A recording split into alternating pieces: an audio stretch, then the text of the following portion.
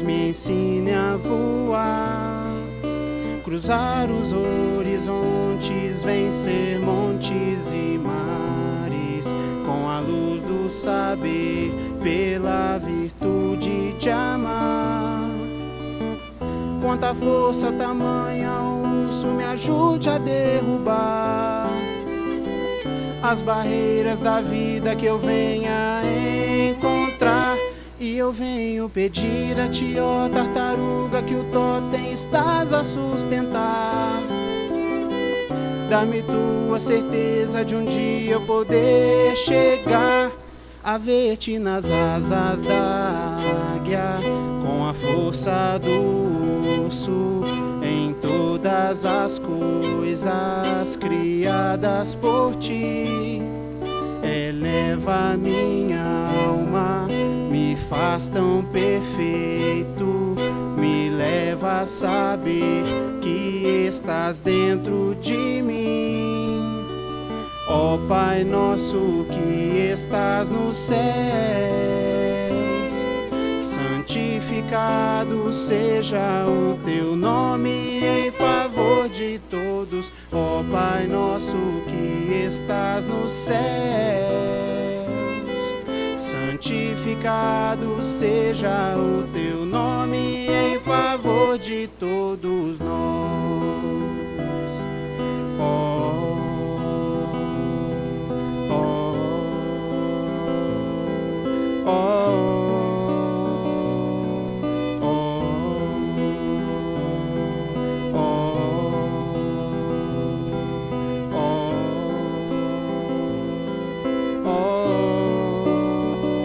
A ver-te nas asas da águia, com a força do urso, em todas as coisas criadas por ti.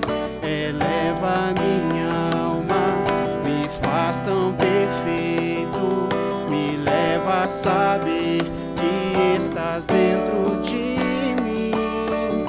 Ó Pai nosso que estás no céu,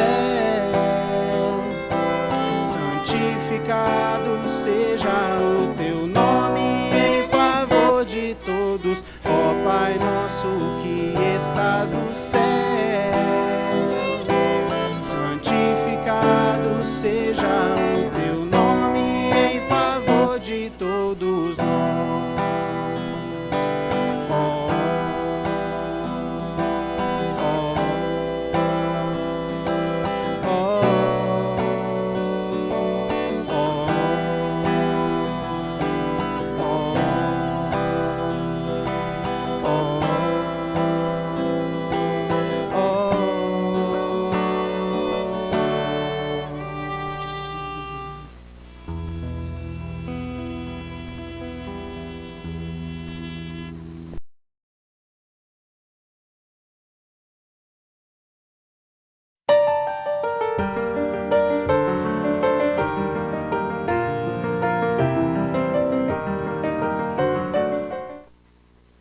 Signorino e cai signori, buona vespera. Senhoras e senhores, boa noite. Gostaria primeiramente de avisar a todos que amanhã nós manteremos o nosso horário de início às 19h30. La Spiritisma Urbalianzo bonvenigas tiuin. Aliança Municipal Espírita dá boas-vindas a todos. Ni havos nun cultura apresentado de Beto Cai Gustavo. Abrindo a programação da 18ª Espírita, teremos agora a apresentação cultural com Beto e Gustavo.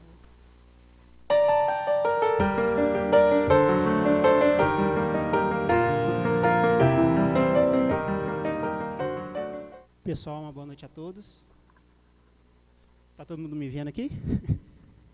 Sentado. Bom, pessoal, é um prazer imenso estar aqui com vocês hoje. A gente está aprendendo um pouquinho mais do Evangelho, de Jesus, a gente poder estar estudando. E com esse intuito, eu e o Beto apresentamos algumas canções para vocês. É simples, mas é de coração. Nós formamos o grupo Força do Bem. Isso só eu e Beto. É uma dupla. E os nossos ajudantes espirituais, né? Então... Bom, A gente preparou um repertório simples e antes de iniciar a primeira música, chamada Uma Prece, eu gostaria de homenagear o nosso amigo Gustavo, que está fazendo aniversário hoje, e se tiver mais algum aniversariante.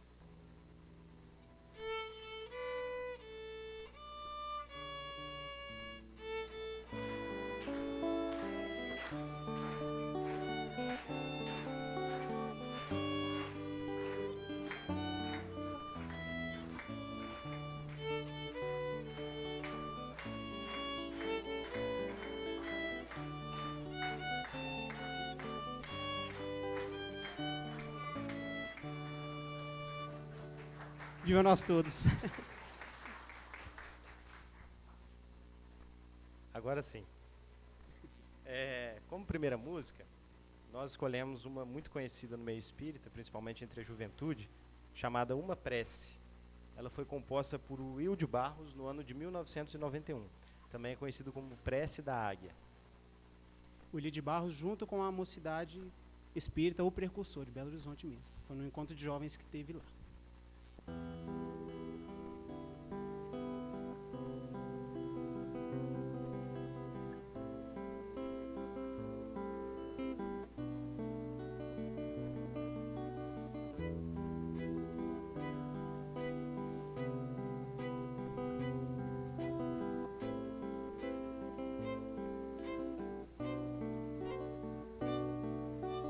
Poderosa águia que há no alto do totem, dá-me tuas asas, me ensine a voar, cruzar os horizontes, vencer montes e mares, com a luz do saber, pela virtude de amar.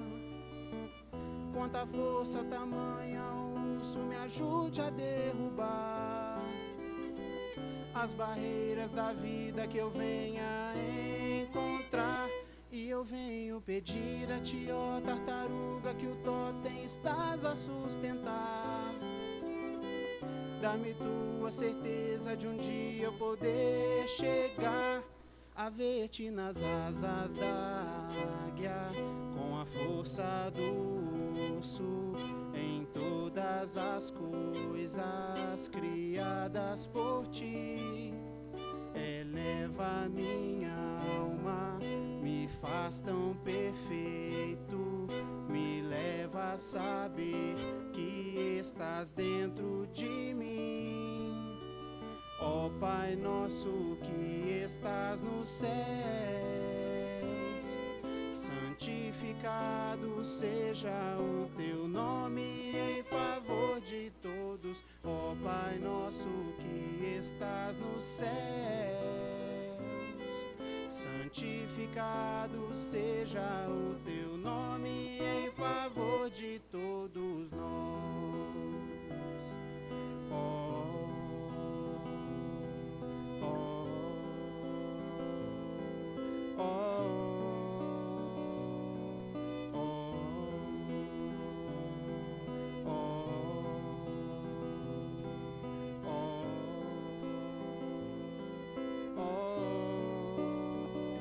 A ver-te nas asas da águia, com a força do urso, em todas as coisas criadas por ti.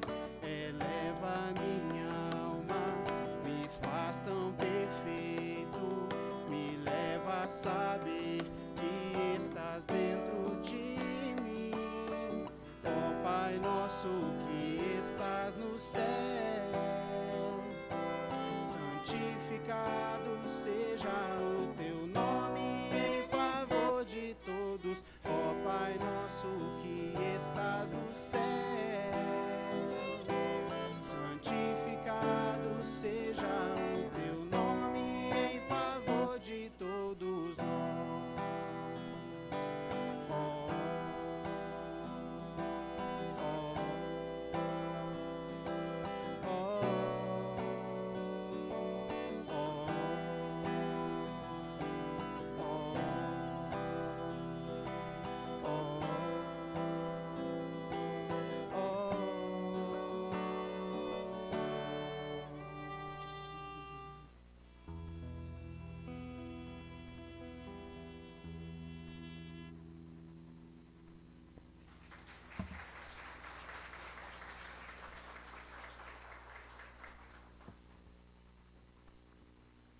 A segunda música, de um repertório mais erudito, Johann Sebastian Bach, um trecho de uma cantata chamada Coração e Boca, Ação e Vida, composta em 1716.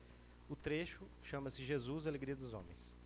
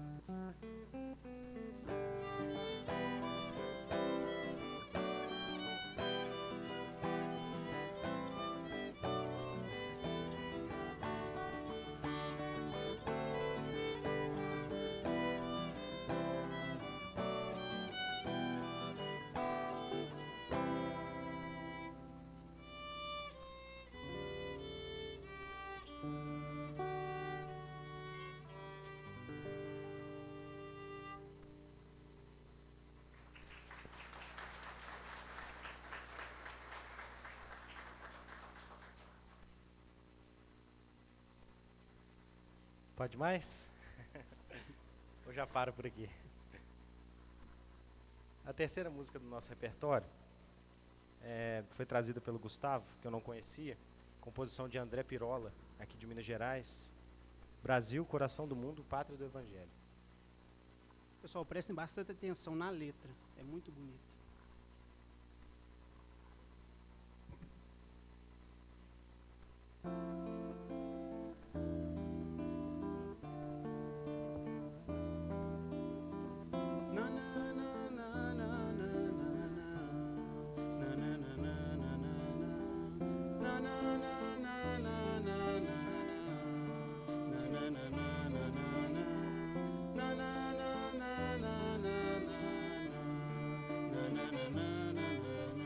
Vem comigo, vem sonhar, uma terra linda vou lhe mostrar.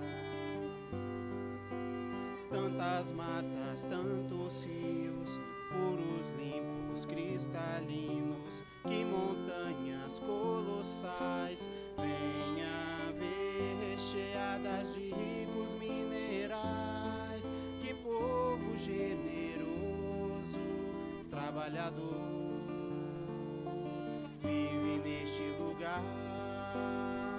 Vem comigo, vem conhecer, companheiro, este lugar onde Jesus, o divino jardineiro, árvore do Evangelho, replantou, sob o símbolo do cruzeiro.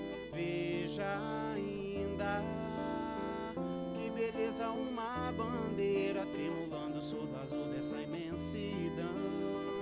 Deus, Cristo e caridade é o lema desta nação. Eu lhe convido a participar dessa orquestra espiritual. trabalhar, se esforçar para dessa terra transformar o ódio em amor, a revolta em louvor, o rancor em perdão. E aí então, o Brasil de coração do mundo será muito mais. Em vibrações de amor e paz, teremos feito do Brasil, em vibrações de amor e paz, a pátria do Evangelho. Em vibrações de amor e paz, teremos feito do Brasil, em vibrações de amor e paz, a pátria do Evangelho.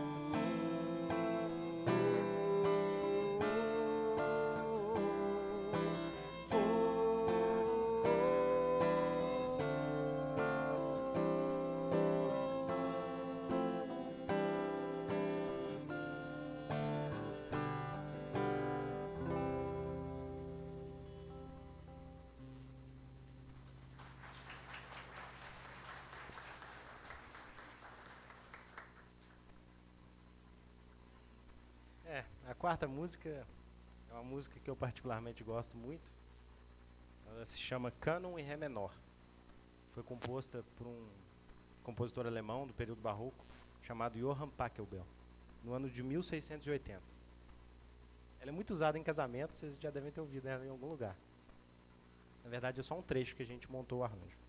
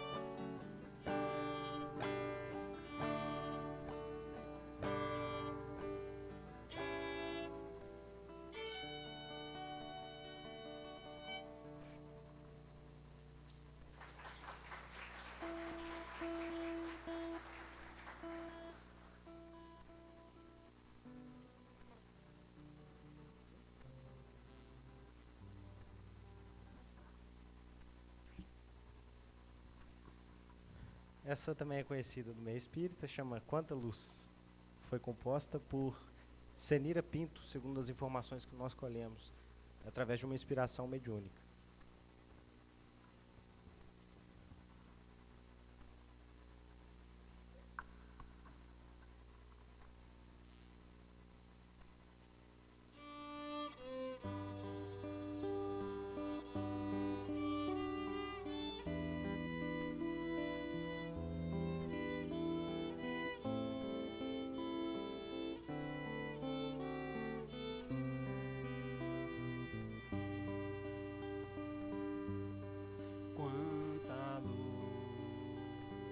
Neste ambiente,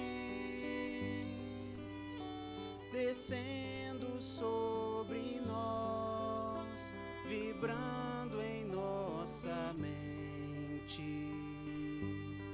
Quanta luz, quando assim em prece, como a alma cresce aos olhos de Jesus. Quanta luz, quando em oração a voz do Mestre fala ao nosso coração. Quanta luz descendo sobre nós, quanta luz, quanta luz.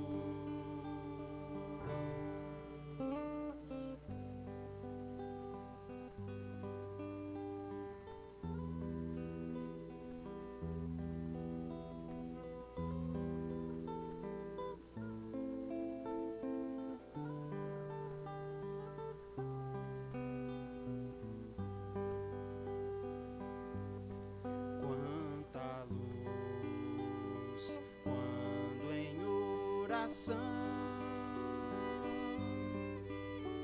a voz do Mestre fala ao nosso coração. Quanta luz descendo sobre nós, quanta luz, quanta luz.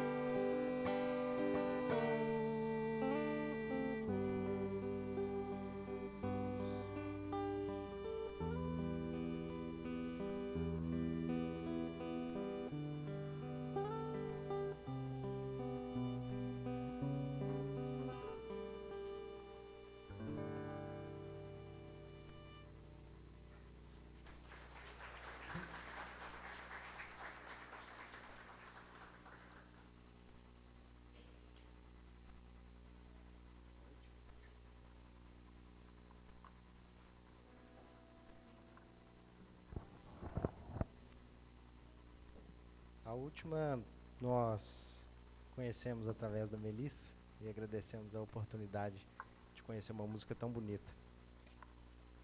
Se chama Aleluia. Foi composta por Leonard Cohen em 1984 no Canadá.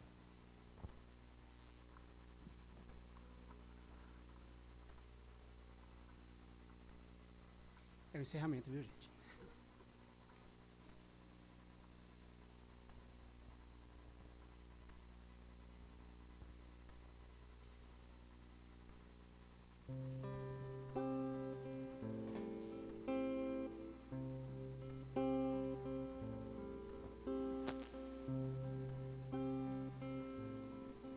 Um soldado acaso regressó y un niño enfermo se curó, y hoy no hay trabajo en el bosque, en la lluvia.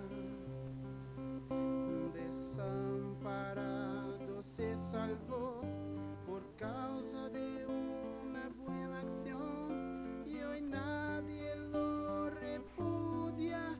Aleluya.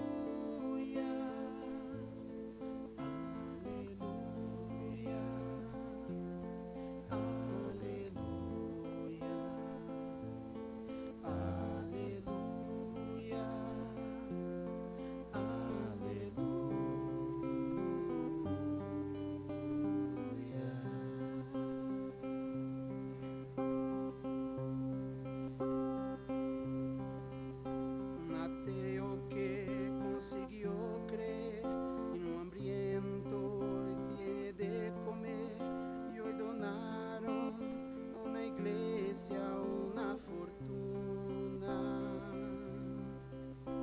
la guerra pronto se acabará, que el mundo al fin reinará la paz, que no habrá miseria alguna. Aleluya.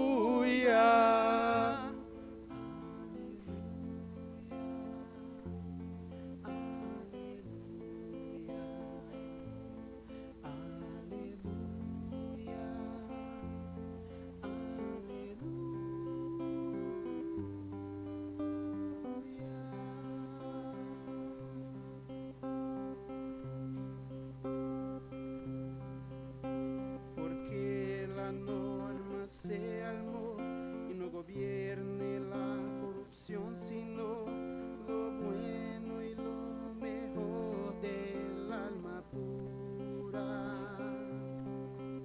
Porque Dios nos proteja de un mal final, porque un día podamos escarmentar, porque acaben con tanta furia. Aleluya.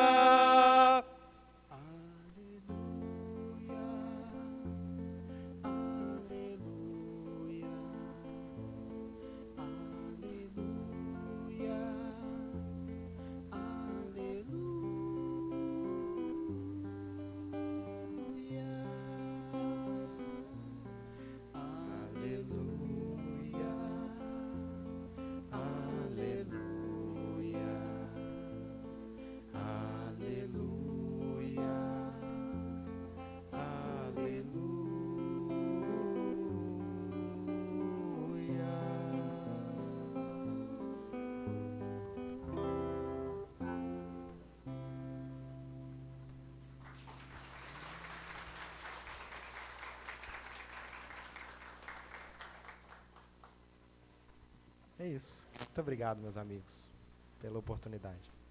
Bom, pessoal, a gente fica muito feliz de estar pelo convite que a gente recebeu. A gente espera que vocês tenham gostado e até a próxima. Muito obrigado. Ni dankas al Beto kaj Gustavo pro ilia bela apresentado.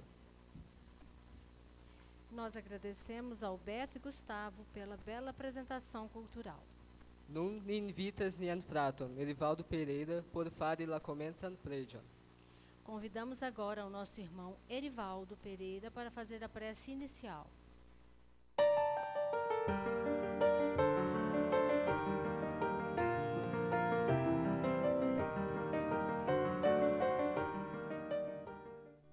Queridos irmãos, boa noite a todos. Depois de uma apresentação belíssima com a música que acalma os nossos corações, nós vamos agradecer a Deus, nosso Pai de infinita misericórdia, a Jesus, o nosso mestre e amigo, aos benfeitores espirituais, por esta feliz oportunidade de aqui nos encontrarmos reunidos, rogando a eles o amparo e assistência aos nossos trabalhos. É com grande alegria que em nossos corações nós damos sequência aos nossos trabalhos realizados nesta região. Hoje, iniciando a 18ª Semana Espírita de Barbacena e região. Que os nossos corações possam subir até o Mestre através de nossos pensamentos, para que possamos ser envolvidos na paz, no amor e nas bênçãos que são derramadas sobre nós. Que o nosso irmão Rafael seja, assim como todos nós, abençoado neste momento, trazendo para nós a sua palavra de esclarecimento e de amor. Que o Mestre possa assim nos abençoar, hoje e sempre. Que assim seja. Ni invitas la infanojn por sekvi niajn evangeligistoj por partopreni en la dua spiritisma semajneto. Convidamos nossas crianças para acompanharem os evangelizadores para participarem da segunda Semaninha Espírita. Ekde la deka spiritisma semajno de Barbacena ni havas la tradicion realigi ĉiujn eventojn kun dulingva ceremoniaro, Esperanto-portugala lingvo, por la disvastigo de la internacia lingvo. Esperanto estis kreita en 1887 de Ludovico Lazaro Zamenhof, kaj ĝi celas esti neŭtrala helpa lingvo por faciligi la komunikadon inter ĉiuj popoloj. Pro ĝiaj objektivoj Esperanto estas bonakceptata kaj disvastigata de espiritisma doktrino. Desde a 10ª Semana Espírita de Barbacena, temos a tradição de realizar todos os eventos com cerimonial bilíngue Esperanto-português, visando a divulgação da língua universal. O Esperanto foi criado em 1887 por Lázaro Luiz Zamenhof, com o objetivo de ser uma língua auxiliar neutra, facilitando assim a comunicação entre todos os povos. Em virtude de seus objetivos, o Esperanto é acolhido e divulgado pela doutrina espírita. Hodiaŭ ni havos prelegon kun nia frato Rafael Souza, laboristo en la spiritisma movado de Belo Horizonte, kiu parolos pri la temo, serĉante la daŭripovon, com la vorto Rafael Souza. Hoje, nós teremos uma palestra com o nosso irmão Rafael Souza, trabalhador do movimento espírita da cidade de Belo Horizonte, que falará para nós sobre o tema Em Busca da Sustentabilidade. Com a palavra, Rafael Souza.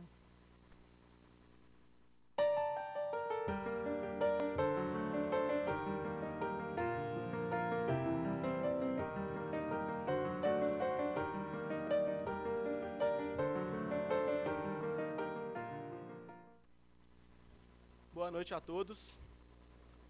Os amigos aí do fundo estão me escutando bem? Sim? Ótimo. Antes de mais nada, gostaria de agradecer. É uma honra, um verdadeiro privilégio participar da 18ª Semana Espírita de Barbacena, uma cidade onde temos grandes amigos, e é sempre muito bom reencontrá-los e é muito bom fazer novos amigos.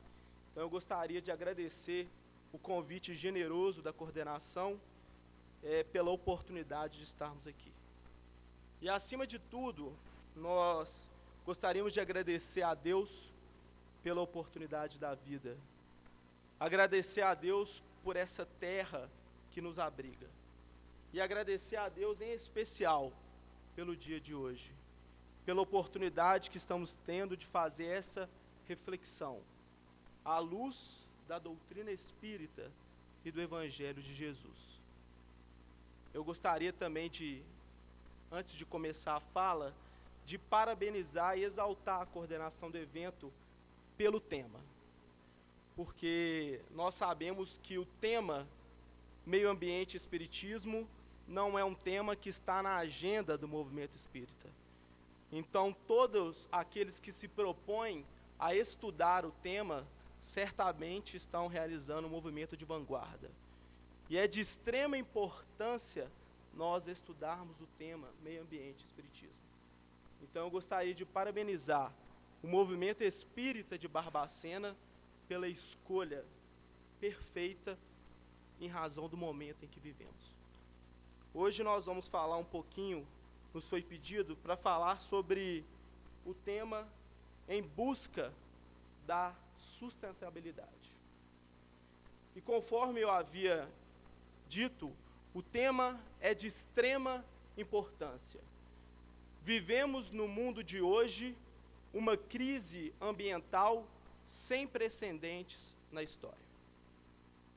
Estamos assistindo diariamente fenômenos e fenômenos naturais em razão da crise ambiental que nós vivemos, que, conforme dito, sem precedentes na história da humanidade.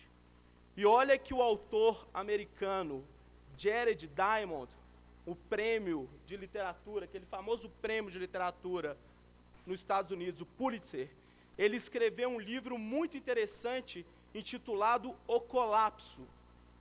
O Colapso, salvo engano, é como as sociedades escolhem o sucesso ou o fracasso. E nesse livro, Jared Diamond vai relatar diversas experiências de comunidades e civilizações antigas que sofreram um verdadeiro colapso em razão de não serem sustentáveis. Ele enumera e elenca e relata diversas experiências de sociedades que, num curto período de tempo, deixaram de existir ou reduziram num número mínimo em razão de uma crise ambiental provocada por essas criaturas. E talvez no livro a história que mais nos chama a atenção é a experiência do povo da Ilha de Páscoa, aquela famosa Ilha de Páscoa, onde estão aquelas estátuas que ninguém sabe de onde que elas vieram, de onde que elas surgiram, só sabemos que elas estão lá. A experiência do povo de Páscoa é extremamente interessante. Não vamos nos ater aos detalhes, até para que todo mundo tenha a oportunidade, posteriormente, de ler o livro.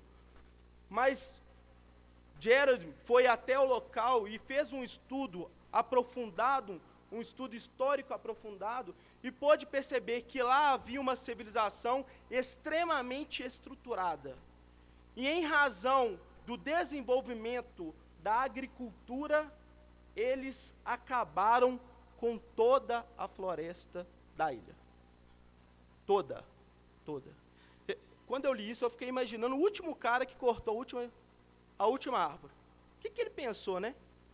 Falou assim, estou cortando a última árvore, né? Será que ele falou, é meu trabalho, né? Mas ao mesmo tempo, é o meu último trabalho também, né? É meu trabalho e meu último, porque quando eu cortar vai acabar tudo. E eles ficaram sem madeira, o impacto ambiental gerou um impacto no ecossistema todo da ilha, eles perderam a questão, as caças, a capacidade da agricultura, sofreu um impacto gigantesco naquela ilha, ao ponto de quantos europeus chegaram à ilha, havia pequenas comunidades, pouquíssimos pascoaleses que viviam naquela ilha. Por sorte nossa e por azar deles, a ilha ficava isolada do mundo. Porque certamente, se eles tivessem contato, acho que eles já estavam aqui na Amazônia desmatando tudo que eles poderiam. Então, por sorte nossa e por azar deles, o impacto ambiental na ilha ficou restrita à Ilha de Páscoa, porque a Ilha de Páscoa talvez seja o local no mundo que está mais distante dos outros lugares. O local mais perto da Ilha de Páscoa é o litoral do Chile, a 2.600 quilômetros de lá. Então, os impactos ambientais daquela comunidade ficaram restritas à ilha. Mas hoje, nós vivemos num mundo em que os limites físicos já foram completamente transpostos. Quando nós emitimos gás carbônico na atmosfera do Brasil, não é só mais a atmosfera do Brasil que está em jogo. O mundo globalizado traz os seus benefícios, mas traz também os seus prejuízos. Em 2011, cientistas descobriram uma nuvem de poluentes que ia do Japão até o Afeganistão. E essa nuvem de poluentes era em razão do desenvolvimento industrial da China e dos países do Sudeste Asiático, os tigres asiáticos. O desenvolvimento industrial desses países resultaram numa poluição que atingiram um continente inteiro. Era do Japão ao Afeganistão. Uma nuvem de poluentes que tinha espessura de 3 quilômetros. Imagina 3 quilômetros de poluentes. O que eu quero dizer com isso? O impacto ambiental hoje, ele não se restringe só a uma ilha. Nós poderíamos passar a noite citando fenômenos como esse. Porque essa nuvem poluente encontrada na Ásia, também foi encontrada nuvens semelhantes na América do Norte, na Europa. E a gente poderia citar impactos ambientais ao longo de todo o mundo, em razão de diversas atividades econômicas, não somente a industrial. Poderíamos falar das dezenas e dezenas de problemas que o impacto, que a crise ambiental hoje acarreta ao nosso país. Poderíamos falar do derretimento das calotas polares, da desertificação. Quem leu o Estado de Minas essa semana estavam fazendo uma reportagem especial sobre a desertificação no noroeste de Minas. Poderíamos falar da perda da biodiversidade, poderíamos falar da poluição atmosférica, poderíamos falar da poluição dos oceanos. A gente poderia falar de muita coisa. Infelizmente. Infelizmente, nós poderíamos passar a noite de hoje só trazendo dados de entidades especializadas, entidades sérias, que trabalham para coletar dados e impactos no meio ambiente. Entidades como a PNUMA, o Programa das Nações Unidas para o Meio Ambiente, o Programa das Nações Unidas para o Desenvolvimento, o Instituto Washington, que é o instituto que observa o mundo, The World Watches, que está com sede em Washington, que trazem dados sobre o impacto ambiental. Quem tiver interesse, basta acessar os sites desses institutos, dessas entidades, que nós vamos perceber que há uma crise ambiental sem precedentes na história da humanidade. Mas, meus amigos, hoje não viemos para falar de problemas. Poderíamos falar de muitos problemas, mas nós não seremos o profeta do caos. Até porque, se a gente quisesse ouvir problemas, era só ficar em casa, né? Esse horário já está na hora do Jornal das 8, né?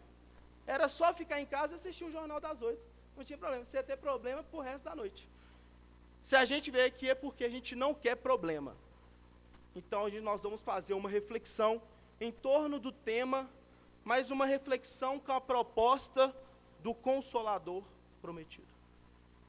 E por falar em Consolador prometido, eu gostaria de iniciar a conversa citando um trecho que foi registrado pelo evangelista Marcos, no capítulo 12, versículos 28 a 34. Marcos relata uma conversa de Jesus com um escriba.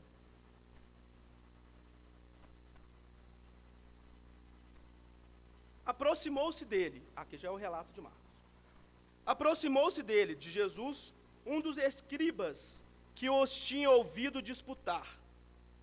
E sabendo que lhe tinha respondido bem, perguntou. O escriba sabia que Jesus estava falando muito bem, foi lá e foi testar. Perguntou para Jesus: qual é o primeiro de todos os mandamentos? Jesus então responde um princípio que era o princípio básico para o povo judeu, que está lá em Deuteronômio, capítulo 6, versículo 4. Jesus fala: o primeiro de todos os mandamentos é: ouve, ó Israel, o Senhor é nosso Deus, o Senhor é um. Amará, pois, o Senhor teu Deus de todo o teu coração, de toda a tua alma e de todo o teu entendimento, e com todas as tuas forças. Este é o primeiro mandamento. E o segundo, muito semelhante a este: amarás ao teu próximo como a ti mesmo. Não há outros mandamentos maiores do que estes. E o escriba então disse: muito bem, mestre, respondeste bem, né? Engraçado, o escriba avaliando Jesus, né? Mas tudo bem. Muito bem, mestre, respondeste bem. Com verdade dissestes que há um só Deus e que não há outro além dele. Essa passagem ela é muito curiosa, porque se nós lermos ela de uma forma desatenta, parece que o escriba falou duas coisas para dizer uma coisa só. Ele foi redundante. Ele falou assim: o Senhor é um, e não há outros deuses além dele. O Senhor é um, não há outros deuses. Está falando o quê? Monoteísmo. Está sendo claro, então monoteísmo. E por séculos e séculos, os estudiosos bíblicos interpretaram esse versículo como se fosse uma referência única ao monoteísmo. Como se o escriba estivesse falando duas coisas para dizer uma coisa só. Mas tem uma regra que é básica para a interpretação das Escrituras. Não há nenhuma palavra que é utilizada em vão nas Escrituras. E foi preciso que um judeu interpretasse esse versículo para os cristãos, para que começássemos a compreender o que ele estava dizendo. Até que um judeu foi interpretar e falou assim, ele está falando duas coisas diferentes. Deus é um. Não há outros deuses além dele. Parece que é a mesma coisa, né? Eu custei para entender isso. Gente, Deus é um, não dá outros deuses. Monoteísmo, mesma coisa, né? Ele é um só, ou seja, não tem outros. A lógica batia. Ele falou, não, Deus é um, é o princípio da unidade. Não há outros deuses, monoteísmo. Opa. Princípio da unidade, não há outros deuses, monoteísmo. O que os judeus entendiam com o princípio da unidade? Isso é algo fundamental para a tradição judaica. Porque além de Deus ser o único Deus, ele é um. Parece redundante, mas não é. O princípio da unidade é o princípio que determina que tudo na criação é um. Ele determina uma lei divina que é única e que unifica toda a criação. Deus, monoteísmo, um. Criação também é um. A criação toda também é um. Isso é princípio da unidade. Então, quando o escriba falou com Jesus, o Senhor é um, ele queria dizer o princípio da unidade. E aí eu pensando sobre isso, depois de escutar uma palestra, que obviamente não fui eu que pensei nisso, abrindo o livro dos Espíritos, lá no finalzinho do livro dos Espíritos tem uma mensagem de Paulo o apóstolo. Lá no final do livro dos Espíritos, lá na parte das penas e dos gozos futuros.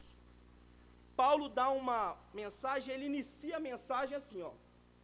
Gravitar para a unidade divina. Tal é o objetivo da humanidade. A unidade divina é uma força como a lei da gravidade. Toda a criação, ela é unificada por essa força. Nós somos como corpos celestes, que nos movimentamos na nossa jornada evolutiva. E qual é a força que nos faz movimentar? A lei divina. É uma lei divina que encaminha tudo para o mesmo centro. E muitas vezes nós insistimos em tentar sair, né? É o planetinha que tenta dar uma desviada, mas só que o planeta não desvia, né? É o planeta que tenta desviar. Muitas vezes é tal qual a criança, né, que quer voar e tenta pular, mas só que a lei coloca ela no lugar novamente. A lei divina, ela é como se fosse uma força natural que rege os desígnios das criaturas para gravitar em torno da unidade divina. Ou seja, essa força, ela adequa os nossos caminhos. Por mais alto que você tente pular, você vai voltar para o chão. A única diferença é que talvez você tome um tombo maior. E aí pode machucar mais. Porque quanto mais força você faz para sair, maior vai ser proporcional à força que a lei vai te trazer de volta. Como é que chama essa lei? Lei de causa e efeito. E muitas vezes nós insistimos em buscar sair dessa lei, infringir essa lei. E aí eu trouxe na tradição judaica também. Eles traziam um mito para representar de forma alegórica todas as vezes que a criatura tentava infringir a lei de Deus. Esse mito muito conhecido por todos nós, relatado pelo legislador hebreu, por Moisés no seu primeiro livro, no Gênesis.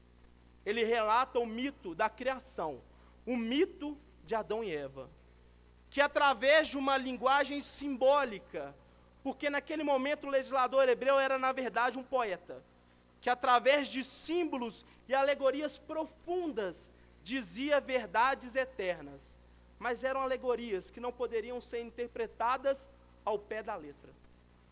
Porque se a gente pegar o Gênesis de Moisés e tentar ler ao pé da letra, nós vamos nos perder. Porque ele começa falando que o mundo foi criado em 7 dias. E o mundo não foi criado em 7 dias. Não sei se vocês estão sabendo, mas não foi. Moisés então relata o mito de uma forma alegórica muito bonita. Ele vai dizer que Deus cria o mundo na forma simbólica do 7. O 7 era a completude da criação. Cria o mundo em 7 dias. Cria um homem, o homem e a mulher. Nós vamos falar bem rápido para a gente não ficar. Nós vamos só nos ater o que nos interessa. Porque é lógico, toda interpretação, a tradição judaica tinha uma coisa muito interessante. Eles falavam assim, que a Torá, a lei, ela tem 70 faces. Você pode interpretar cada trecho da lei de 70 formas diferentes. E eles faziam isso. Gamaliel treinou Paulo assim. Ele pedia uma interpretação, Paulo dava e falava, agora me dá outra. E aí dava 70 vezes, pedindo para Paulo interpretar. Por quê? É só da gente lembrar da fala do apóstolo Pedro, na segunda epístola dele. Nenhuma profecia da Escritura é de particular interpretação. Então nós vamos tentar trazer uma interpretação, mas lembrando que pode ser inúmeras interpretações. Então Deus cria de forma simbólica o mundo e cria o homem e a mulher. E coloca o homem e a mulher num jardim de delícias, o Éden. Ele faz brotar todo tipo de árvore naquele jardim de delícias. E diz àquelas criaturas, vocês podem usufruir de tudo. De tudo. Mas, sempre tem o mas, né? É igual o pai, né? Você pode brincar tudo, menos, fala assim, pode, menos, mas, no centro do jardim, há a árvore da vida. E junto, próximo, a árvore da ciência do bem e do mal. A árvore da ciência do bem e do mal, vocês não podem comer o fruto, porque senão vocês irão morrer. Essa era a ordem, essa era a lei divina do paraíso. Então, Adão e Eva viviam felizes no paraíso, gozando de todas as árvores, até que a Eva recebe uma visita ilustre, uma companheira de longa data que vem visitar, a serpente, né? A serpente que falava, né? Ela falava e andava. Você sabia que a serpente andava no mito? Não sabiam? Ela andava, porque só no final do mito que ela vai ser condenada a rastejar. Como é que ela chegou lá antes? Só andando, né? Ou voando, ou saltitando, né?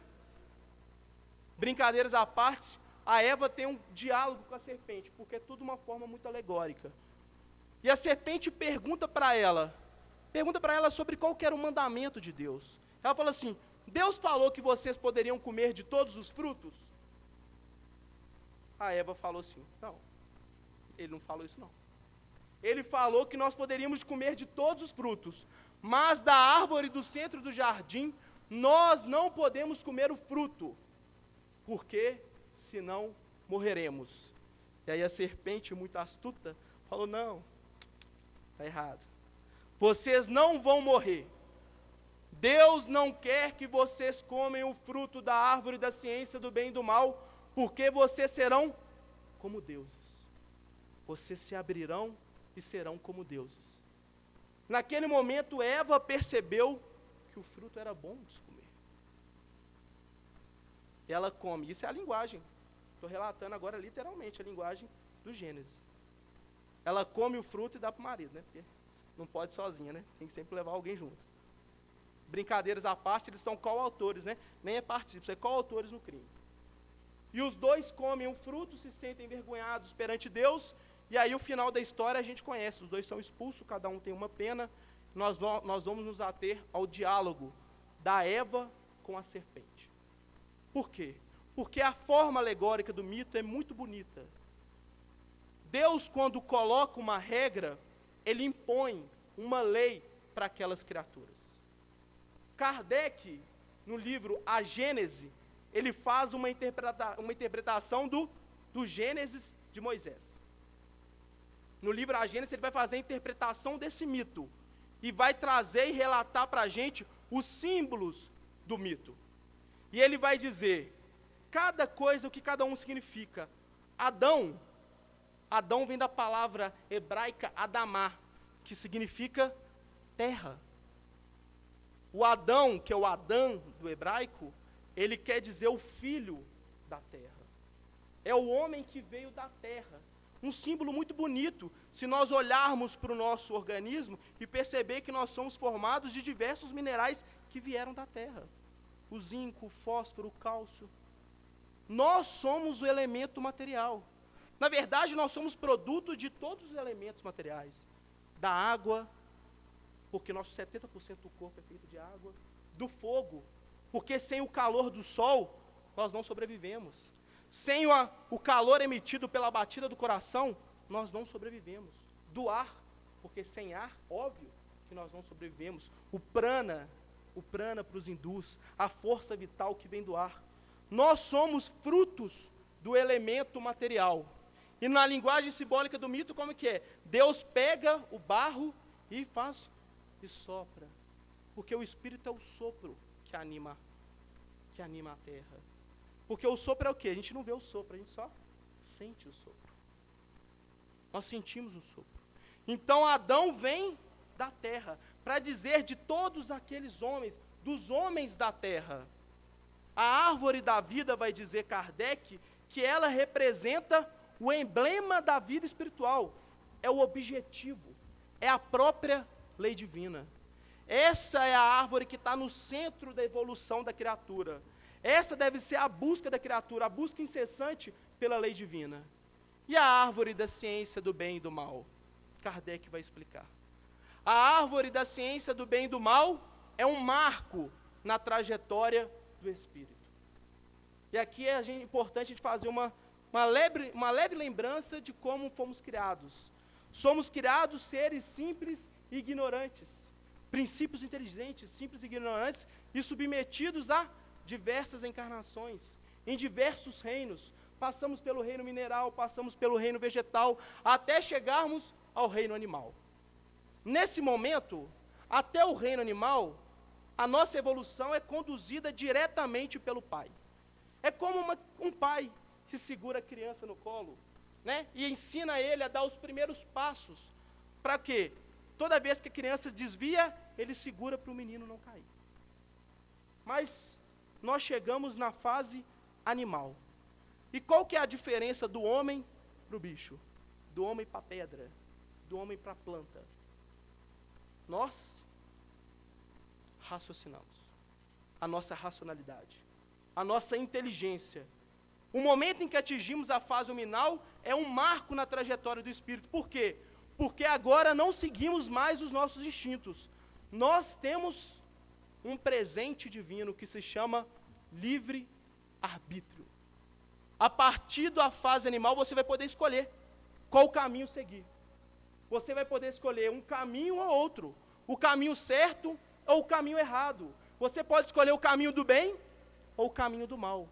A árvore do conhecimento do bem e do mal.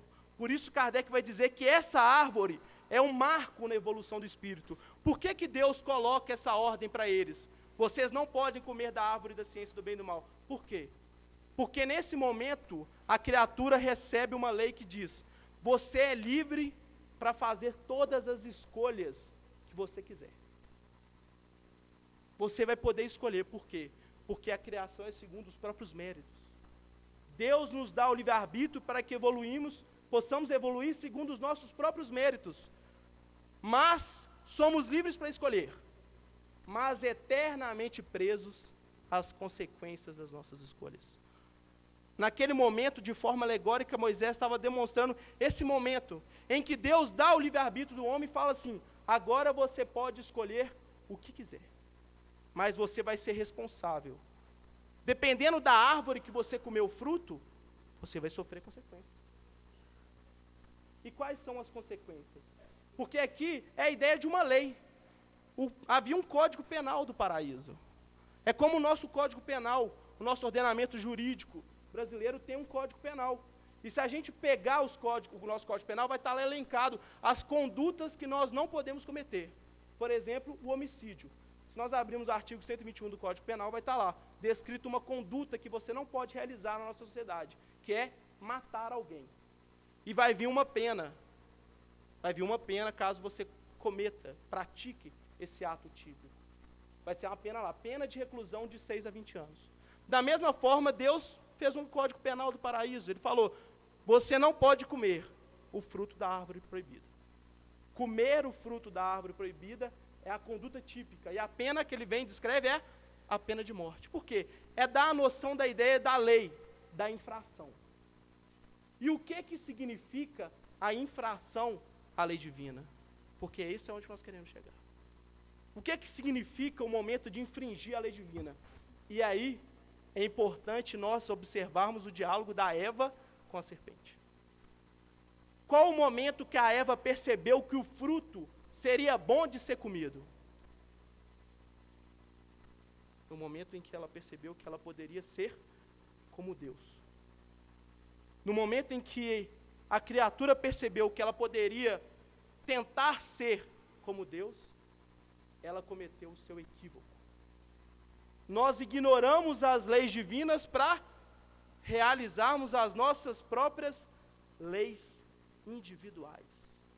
Julgamos a lei divina para escanteio e fizemos igual o Jack do Titanic. Eu sou o rei do mundo. E tem muita gente que acredita que é o rei do mundo. Por quê? Qual que é o nome que a gente dá para essa pessoa que acha que é o rei do mundo? Os encarnados também podem manifestar, viu, gente? Só para eu tomar uma água. Essa pessoa que acha que ela está acima de tudo, que ela se considera acima de todas, que nome que a gente dá para isso? Que acha que é Deus. Quem que acha? Que nome? Qual que é o erro? Várias pessoas falaram. Orgulho. Porque o nosso grande erro foi o orgulho. No dia que nós acreditamos que nós poderíamos tentar ser maior que Deus. Esse foi o erro da humanidade, o orgulho. Mas esse não foi o pecado. Porque o pecado na simbologia é você comer o fruto. Então o orgulho ainda está na parte da conversa. O orgulho que ocasionou o erro, o pecado. Porque o pecado, na linguagem da tradição judaica, não é o pecado da teologia cristã. Pecado é desvio, é erro de alvo, é quando você não respeita a lei. Qual que foi o pecado? E aí é interessante a gente entender o que é a lei divina. E aí nós vamos precisar do codificador. Por quê? O que é a lei divina? Kardec faz essa pergunta lá no capítulo das leis morais, no livro dos Espíritos. E os Espíritos vão dizer algo muito interessante. A lei divina é a lei para o bem de todos. A lei para manter a harmonia do universo. E como é que eu infrinjo uma lei que é para o bem de todos? O raciocínio é interessante. E muito simples. Deixando de ser bom para todos. Para eu infringir uma lei que é bom para todos é quando eu deixo de ser bom para todos. E passo a ser bom só para um. Ou só para alguns. Ou só para algum grupo. Ou só para uma nação. Aquela pessoa que começa a olhar só para o seu eu. Ela centra dentro de si. Porque ela começa, primeiro ela acredita que ela está acima de tudo. E aí ela fecha no seu mundo e começa a criar a sua própria lei para reger o seu universo. A pessoa que só olha para ela, que só pensa nela, qual que é o nome disso? Egoísmo. Kardec resumiu toda essa história aqui numa pergunta do livro dos Espíritos. Qual é o maior obstáculo ao progresso da humanidade? É lógico que ele está falando de progresso moral, porque evolução é o progresso. E evolução é buscar a lei divina. Qual que é o maior obstáculo da criação para buscar a lei divina? Orgulho e egoísmo. Essas são as duas grandes chagas da humanidade. Eu estou vendo, o Luciano está assustado ali, que ele falou, gente, nós chamamos o Rafael para falar meio ambiente, ele viajou na maionese. É igual aquele cara do vídeo, né? Errou feio, errou rude. Viajou na maionese. Porque eu pensei, coisa consequente. Vou arriscar. Se a lei tem 70 faces, eu vou tentar achar uma delas.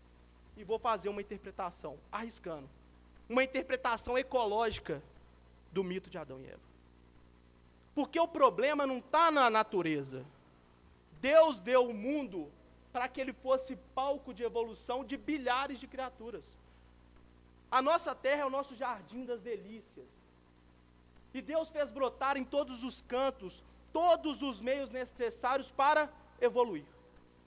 O problema não está no jardim da delícia. O problema está no quê? No orgulho e egoísmo das criaturas.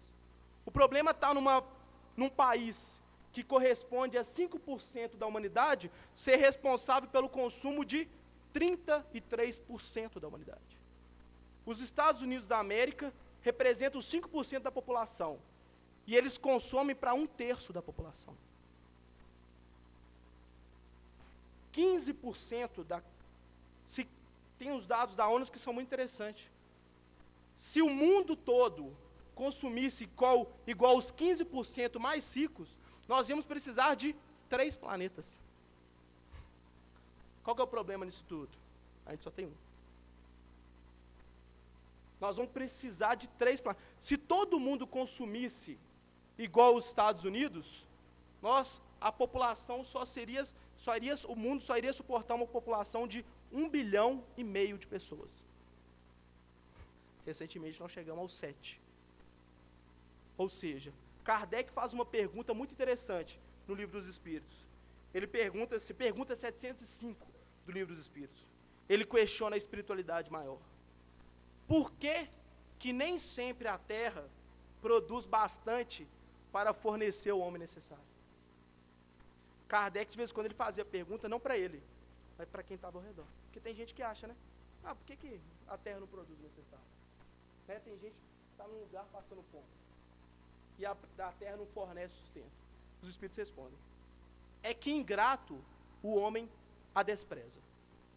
Ela, no entanto, é excelente mãe. Muitas vezes, esses homens acusam a natureza dos problemas. Mas, na verdade, ele diz, acusa a natureza do que é resultado da sua imperícia e da sua imprevidência. Porque o problema, por exemplo, se nós pegarmos o problema da seca do Nordeste, não é por falta de água. A água tem lá no subsolo. O problema é o quê? Um problema de recurso, política humana. O problema não é um problema da natureza. A água está lá. Nós temos recursos? Temos. Por que nós não escolhemos? Porque a gente está direcionando o recurso para a Copa do Mundo. Brincadeira à parte, mas é o quê? Simbolicamente o quê? Representação do orgulho e egoísmo. Os recursos da humanidade são para atender os interesses de uma minoria. Uma minoria que se acredita proprietária da humanidade. E muitas vezes nós somos essa minoria. Muitos de nós representamos essa minoria. Porque o consumo que o país tem, principalmente o consumo de água, se o mundo consumisse a água que o Brasil consome, porque a água para a gente aqui é muito fácil, tem em todo lugar, nós não teríamos água para todo mundo. Nós falamos tanto em reduzir a pobreza, mas imagina que por uma sorte do destino, a gente reduz a pobreza hoje e acaba com a pobreza do mundo. Inclui socialmente todos os pobres. Ainda assim, o mundo ainda vai ter muito problema. Por quê? O consumo desenfreado da nossa sociedade, ele ainda assim vai acabar com o nosso planeta. O problema não adianta reduzir a desigualdade se nós não começarmos a pensar de forma diferente no nosso dia a dia. O orgulho e o egoísmo da humanidade criaram um modelo político e econômico pautado extremamente em valores materialistas. Kardec vai dizer que o materialismo é produto direto do orgulho e do egoísmo. E o Livro dos Espíritos, quando Kardec publica o Livro dos Espíritos, ele inicia um embate histórico. E ao longo de toda a sua obra, ele vai dizer que o Espiritismo tem um inimigo. Um inimigo que deve ser combatido diariamente. Esse inimigo chama materialismo. Por isso que o Espiritismo é o antagonismo do materialismo. Não é combater os materialistas, Kardec também fala sobre isso. Nós não combatemos homens, combatemos ideias. No livro que é Espiritismo ele fala, porque se o materialismo, enquanto encerrada no foro íntimo daquelas almas esclarecidas, é inofensivo, quando ele se populariza, ele se transforma numa chaga social. E basta olhar para o mundo, nosso mundo materialista, para vermos e enxergarmos o impacto dessas ideias no mundo de hoje. Por isso que o Espiritismo tem como o combate, como objetivo, combater o materialismo, a descrença que o materialismo traz para o mundo. E o combater o materialismo não é ir aos materialistas e discutir com eles, é ir direto na fonte. Porque não adianta a gente querer decretar leis, fazer um novo código ambiental, se nós não mudamos a nossa postura, se nós não reciclarmos lixo como esse. Porque eu acho que talvez no universo inteiro, nenhuma espécie é tão competente para produzir lixo, igual os homens. E esse lixo vai para algum lugar. E tem lixos como esse que, para poder voltar para o ambiente, demora muito. Pode ser que daqui 3 encarnações, você esteja transitando pela região de Barbacena e se depare com a sua garrafinha. Daqui 3 encarnações, você vai ter uma sensação de déjà vu. Vai falar, oh, já nos encontramos. Estou sentindo essa vibração, você semelha comigo. O nosso modelo é um modelo pautado no orgulho e no egoísmo. E o Espiritismo vem exatamente trazer e combater essas ideias. Porque o Espiritismo, e aí é importante a gente trazer também a ecologia, que são ciências irmãs. Eles vão trazer uma nova visão de mundo. Um novo mundo, por quê? Vai mostrar que todo mundo está interligado. Nós estamos interconectados. Ecologia e Espiritismo vê os fenômenos do mundo como interconectados e interdependentes. Estamos interagindo um com o outro o tempo todo. O tempo todo. Como é que chama isso? Princípio da unidade. A criação é una. Se você pega a sua garrafinha, a sua latinha de Coca-Cola e joga no mar, você está interferindo no ambiente completo. Completamente interferindo no meio ambiente. Fritjof Capra, no livro Teia da Vida, ele relata a hipótese de um cientista britânico chamado James Lovelock, que criou a hipótese de Gaia, que agora já virou teoria. Dizendo que a hipótese do cientista britânico é que a Terra é um ser vivo que se autorregula. Toda a Terra é um grande ser vivo que se autorregula. E ele começa a perceber isso através de dados científicos, porque ele analisa um período da Terra em que a Terra sofreu grandes bombardeios de ondas solares. Muito bombardeio. E ele percebe que nesse período era para a temperatura ter aumentado muito, mas a temperatura não aumentou, porque em razão de mecanismos da própria Terra, a Terra regula essa temperatura. E aí ele relata algo muito interessante, que é o ciclo do dióxido de carbono. Se vocês me permitem, eu vou ler aqui alguns trechos que é interessante. Ele fala assim, ó, o ciclo do dióxido de carbono é uma boa ilustração desse ponto, da hipótese de Gaia.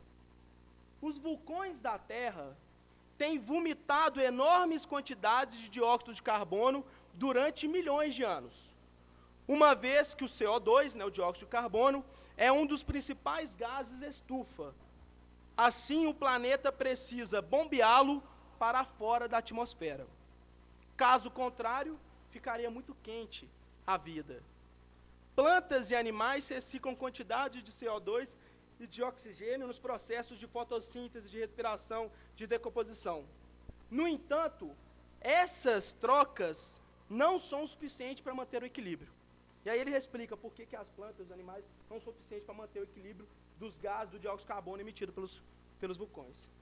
E aí ele vai falar assim, ó, de acordo com a teoria de Gaia, o excesso de dióxido de carbono na atmosfera é removido e reciclado por um enorme laço de realimentação que envolve a erosão das rochas como um componente-chave.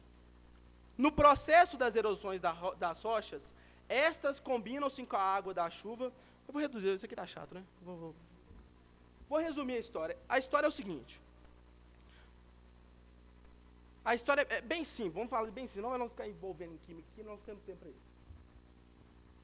Há rochas, há bactérias em determinadas rochas que sintetizam esse dióxido de carbono.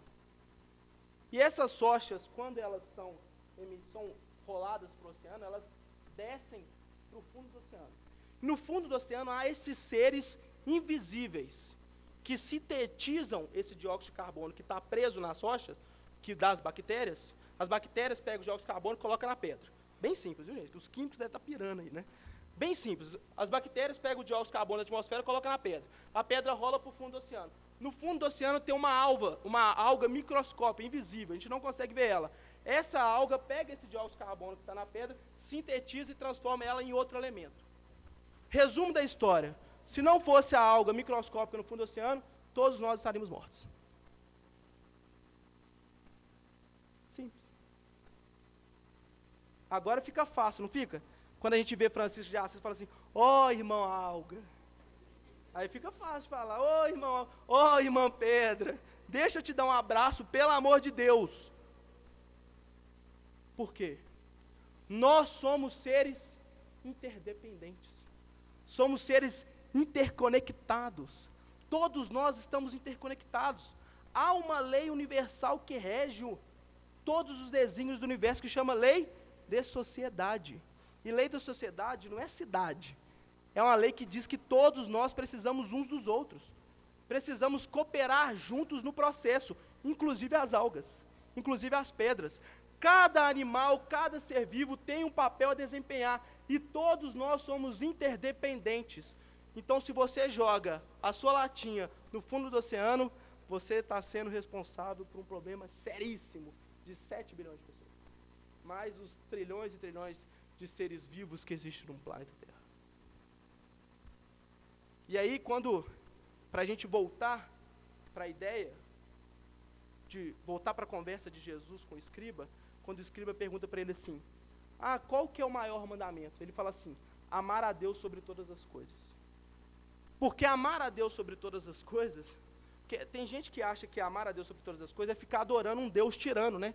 Ficar sentado lá num Deus tirano. Não. Amar a Deus sobre todas as coisas é reconhecer a ordem divina. É perceber que todos estamos inseridos nessa ordem divina. Nós estamos submetidos a ela. Todos nós precisamos responder por essa lei de sociedade. Uma lei clara, que a gente chama que na nossa Constituição tem o nome de solidariedade. Quando nós amamos a Deus sobre todas as coisas, nós reconhecemos a paternidade da ordem divina. Quando nós reconhecemos que Deus é Pai, e aí até o nosso ordenamento jurídico, que nem é tão bom assim, reconhece que perante o Pai, todos os filhos têm direitos iguais.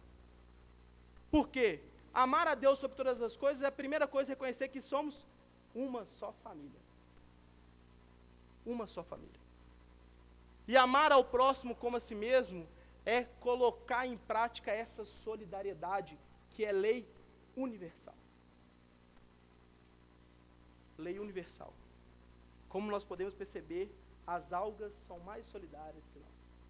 Todos os seres vivos respondem essa lei de solidariedade. E é preciso que nós busquemos também a lei divina, ou natural. Kardec pergunta, o que é a lei divina? Aí eles falam, lei natural. Tem diferença de uma para outra? Não, é tudo uma coisa só, os Espíritos dizem. A lei de solidariedade é uma lei divina que rege os nossos desígnios. Toda vez que você deixa de ser solidário para com o outro, você está rompendo a harmonia do universo. Então, toda vez que nós consumimos desenfreadamente, nós estamos rompendo o universo. Por quê? Tudo que a gente consome é parte da natureza. Tudo que a gente leva para casa, o livro, a caneta, a camisa, é parte de meio ambiente, é matéria-prima. Nós estamos tirando um pedacinho de matéria-prima do mundo para a gente. E o que nós estamos trazendo para a gente? Será o que é necessário para a nossa evolução? Ou será que nós estamos trazendo coisas que não são necessárias? Para responder isso, ninguém precisa responder. Só lembrar do seu guarda-roupa. Cada sapato, cada roupa é matéria-prima, gente. É pedaço de natureza. É matéria-prima e energia natural que alguém gastou para produzir aquilo. Cada sapato, cada bolsa. Não vou nem falar. Senão os meninos vão brigar comigo. Porque sustentabilidade é solidariedade. A busca da sustentabilidade é a busca da solidariedade. Solidariedade é o remédio do orgulho e do egoísmo humano. Por isso que Jesus representa a lei de amor nítida. Quando ele nasce, qual que é o primeiro exemplo dele? Vir numa manjedoura, para o quê? Para exemplificar a humildade. Humildade é remédio do orgulho.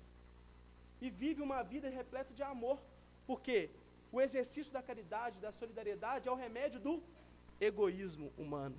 O grande erro, o erro de Adão e Eva, o erro de todos nós, o erro da nossa sociedade.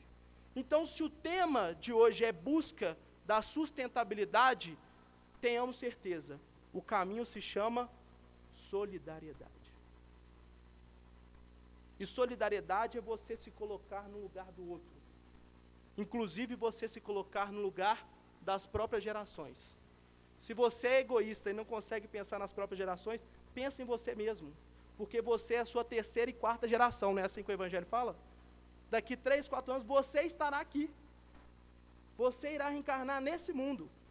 A gente acha que o mundo de regeneração é um mundo completamente transformado, inclusive fisicamente. Não há essa informação na doutrina espírita, não. A transformação do mundo de regeneração é a transformação moral. A física, responsabilidade nossa. Responsabilidade nossa. Egoísmo é insustentável. Caridade é sustentável. Orgulho é insustentável.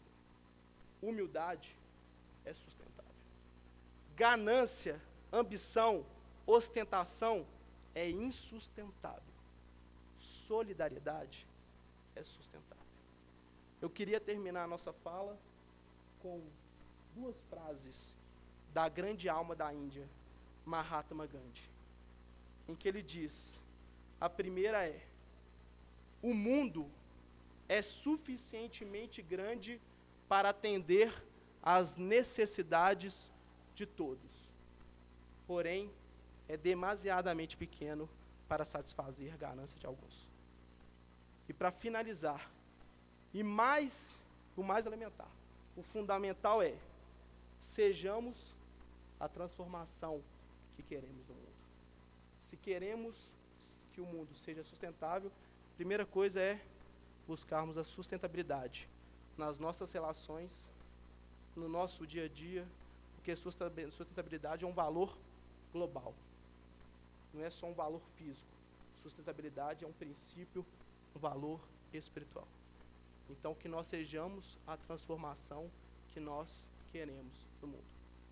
Meus amigos, termino com Gandhi, agradecendo mais uma vez a oportunidade. Espero revê-los em breve. Muito obrigado.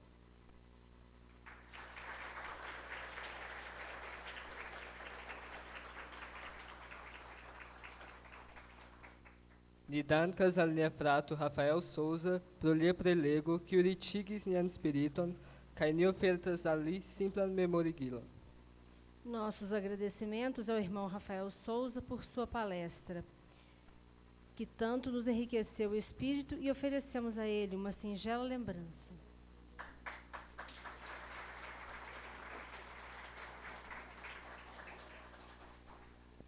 Dankoi.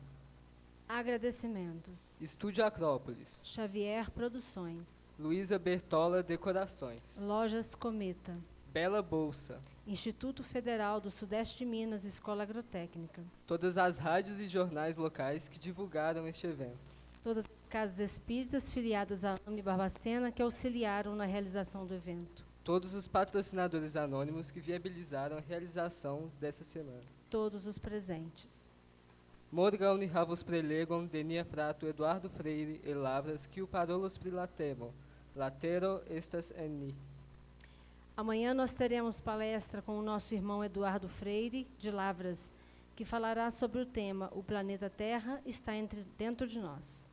Anta olnea loto, nit petas nun kenia frato, Luciano Alencar da Cunha, il parolo la finan prejan de la laboro e de la nocto. Antes do nosso sorteio de brindes, solicitamos agora que o nosso irmão Luciano Alencar da Cunha profira as preces de encerramento dos trabalhos da noite.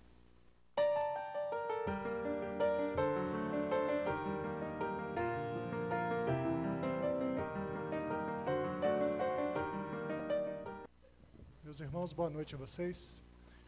Eu só gostaria, antes de fazer a prece, fazer um pequeno comentário. Vocês vão observar que essa nossa Semana Espírita, numa programação de 4 dias, terá 3 dias onde as exposições e os trabalhos são dirigidos por jovens, muito jovens. Espíritos maduros, reencarnados, que estão tendo a oportunidade de vir à Terra nos ensinar. Então vocês vão ver aí que a faixa etária dos nossos expositores está cada vez mais jovem, né? Então tivemos aí hoje o talento do nosso irmão Rafael, nosso companheiro da Associação Jurídico Espírita de Minas Gerais. Amanhã nós todos vamos ouvir o Eduardo de Lavras, também já conhecido nosso. Depois o Vinícius, lá de Bicas, também um jovem brilhante. E é por isso que esse ano é o ano da juventude aqui no Brasil, né? Nós podemos lembrar que tivemos aqui uma grande festa dos jovens do mundo, liderados pelo Papa Francisco, que merece o nosso respeito.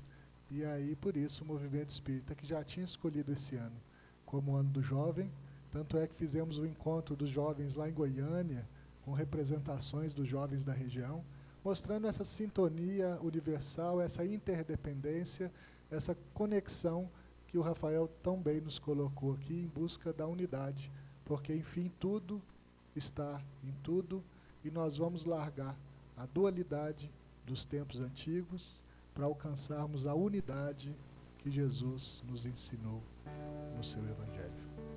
E é em nome dele que eu convido vocês para juntos fazermos a nossa prece.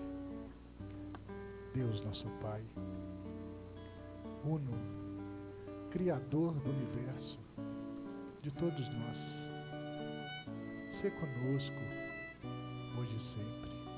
Te agradecemos, Pai, pela oportunidade bendita de conhecermos nessa encarnação os ensinamentos do Teu Filho, nosso irmão, Jesus de Nazaré. Te agradecemos, Pai, pela oportunidade bendita de nessa encarnação conhecermos o Consolador prometido através dos ensinamentos dos Espíritos superiores codificados por Allan Kardec. Te agradecemos, ó Pai, a bênção dessa existência que é um marco na evolução de cada um de nós.